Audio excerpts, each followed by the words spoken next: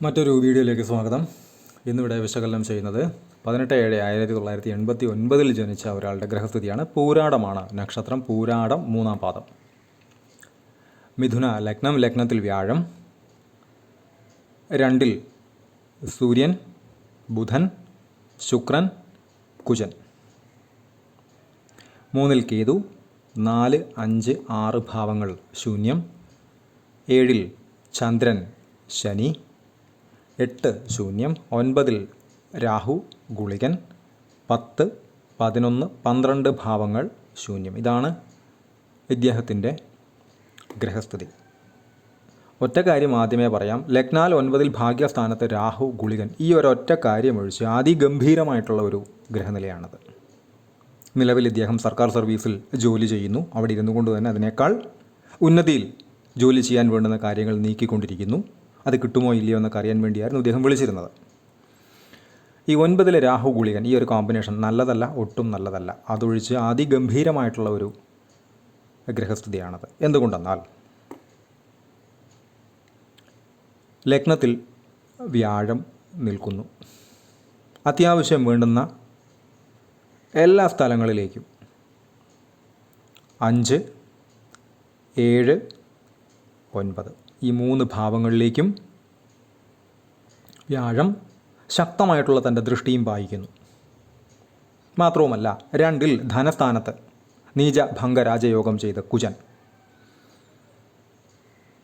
കർക്കിടകത്തിൽ ഉച്ചം പ്രാപിക്കുന്ന ഗ്രഹം ചന്ദ്രാൽ കേന്ദ്രഭാവത്തിൽ വരുന്നു. വളരെ ഗംഭീരമായിട്ടുള്ള ഒരു ഗ്രഹനിലയാണ് ഇത് എന്ന് നിസ്സംശയം പറയാം.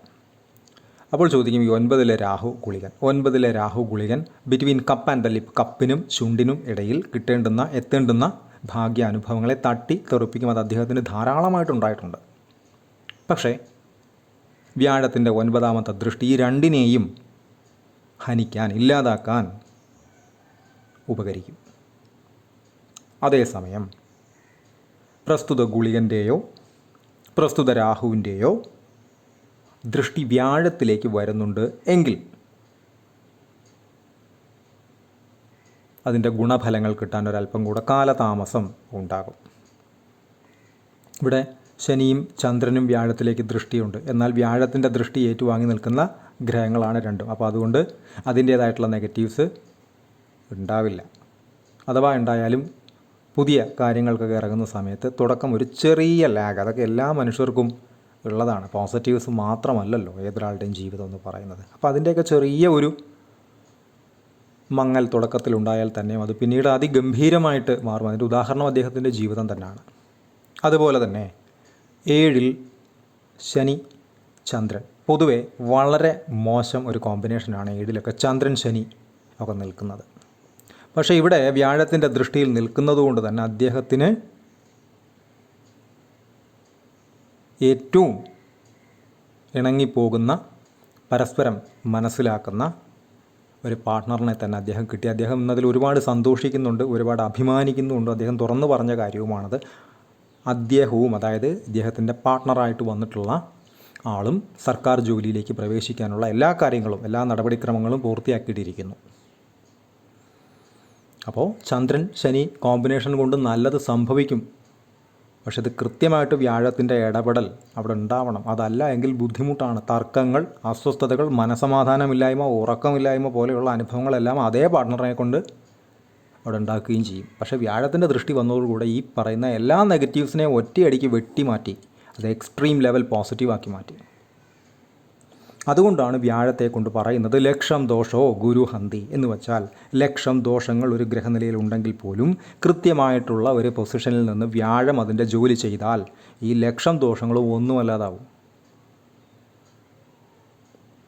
ശക്തമായിട്ടുള്ള കാളസർപ്പയോഗമൊക്കെ ഉള്ള ജാതകങ്ങളിൽ വ്യാഴം അത്യുന്നത പൊസിഷനിലൊക്കെ നിന്നിട്ട് അതിൻ്റെ ജോലി കൃത്യമായിട്ട് ചെയ്തു കഴിഞ്ഞാൽ ഈ കാളസർപ്പയോഗം ഒന്നുമല്ലാതാവും. അങ്ങനെയുള്ള ജാതകങ്ങളുണ്ട് 100%. അപ്പോൾ ഇതെങ്ങനെയാണ് നിൽക്കുന്നത്, ഏത് രീതിയിലാണ് നിൽക്കുന്നത്, ഇത് പരിഹാരം ചെയ്യേണ്ടുന്ന അവസ്ഥയിലാണോ നിൽക്കുന്നത്? ഇവിടെ ഒറ്റ കാര്യത്തിന് മാത്രമേ പരിഹാരം ചെയ്യേണ്ടതുള്ളൂ. ലഗ്നാൽ 9-ൽ നിൽക്കുന്ന രാഹു, ഗുളികൻ. ഈ ഒരു കാര്യത്തിന് മാത്രം പരിഹാരം ചെയ്താൽ മതി. ബാക്കി എല്ലാത്തിനെയും വിട്ടേക്കുക, കംപ്ലീറ്റ്ലി വിട്ടേക്കുക, പരിപൂർണമായും വിട്ടേക്കുക. ഈ ഗ്രഹനിലയ്ക്ക് നോക്കാനുള്ള സ്വയം ആർജിത ശേഷി ഈ ഗ്രഹനിലയ്ക്കുണ്ട്. നിലവിൽ ഇദ്ദേഹം രാഹുദശയിലാണ്, എന്നിട്ടാണ് അദ്ദേഹം ഉദ്ദേശിച്ച എല്ലാ കാര്യങ്ങളും നടക്കുന്നത്. ഒബ്വിയസ്ലി തീർച്ചയായിട്ടും ഈ 9 ഭാഗ്യസ്ഥാനത്തെ രാഹു ഗുളികൻ ശ്രദ്ധിക്കേണ്ടത് തന്നെയാണ്.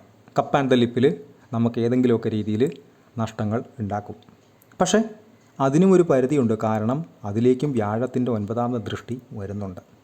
ധനസ്ഥാനത്ത് സൂര്യൻ ബുധൻ വളരെ നല്ലതാണ്, ശുക്രൻ കുജൻ നല്ലതാണ്. പക്ഷേ അത് നീചനായ കുജനായതുകൊണ്ട് ആദ്യം ഒരു ശ്രദ്ധ കൊടുക്കുക ആവശ്യമായിട്ട് വരും. പിന്നീട് അത് നീചഭംഗ രാജയോഗം, ആ നീചഫലത്തെ ഭംഗം ചെയ്ത് രാജയോഗം തന്നെ കൊടുക്കും. അത് 2 ഗ്രഹങ്ങൾ വർഗോത്വവുമാണ്. നവാംശത്തിലും സൂര്യൻ ബുധൻ കർക്കിടകത്തിൽ തന്നെയാണ് നിൽക്കുന്നത്.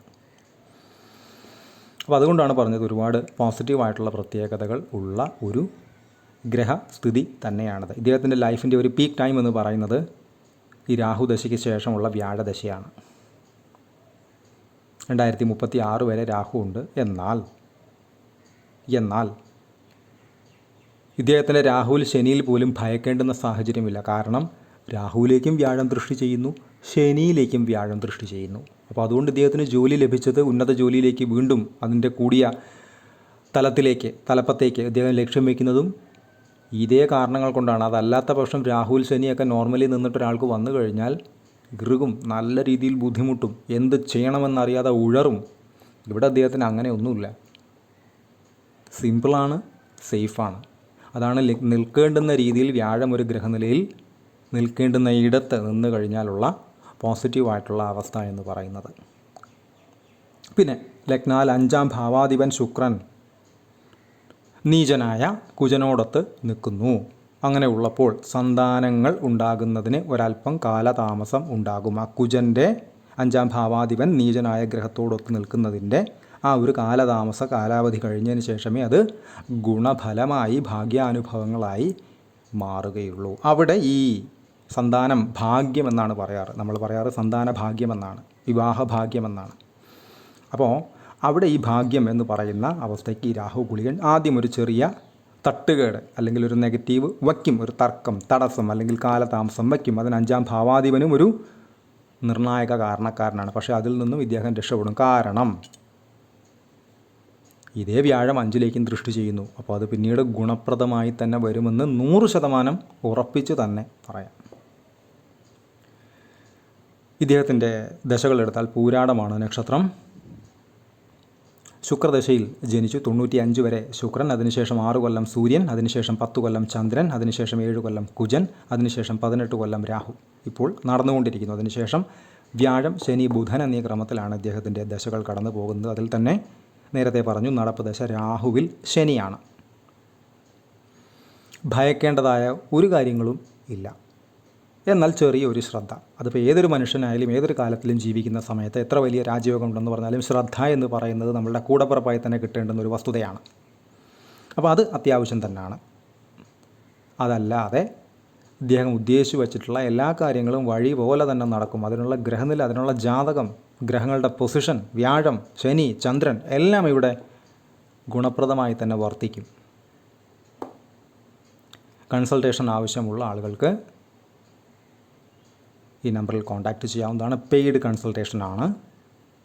കോൺടാക്റ്റ് ഡീറ്റെയിൽസ് ഡിസ്ക്രിപ്ഷനിൽ കൊടുത്തിട്ടുണ്ട്. ഇത്തരം വീഡിയോസ് ഇനിയും തുടരും. നന്ദി.